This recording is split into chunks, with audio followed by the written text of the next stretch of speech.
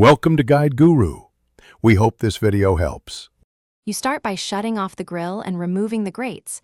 Make sure everything is cool.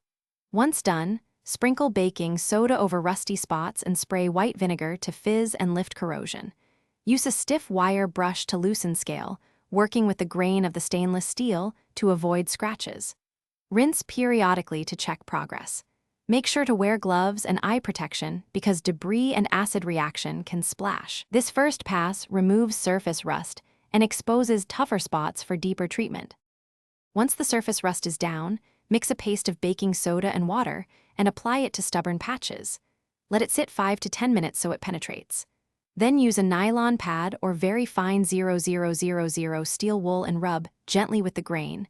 This removes embedded rust without gouging. Rinse thoroughly and dry with a clean towel to prevent flash rusting. Finally, apply a thin coat of mineral oil or stainless polish to seal pores and restore shine. This protects against future corrosion. You reassemble the grates and then heat the grill to about 400 degrees for 10 to 15 minutes to cure the oil or polish you applied. This bonds the protective layer. If tiny pits remain, repeat the paste and fine wool process or use a dedicated stainless cleaner containing oxalic acid, following label safety instructions. Make sure to inspect after each cycle. If deep pitting persists, prioritize safety and replace the damaged parts because structural integrity can be compromised, and cleaning. Thanks for watching. Consider subscribing if we helped you today.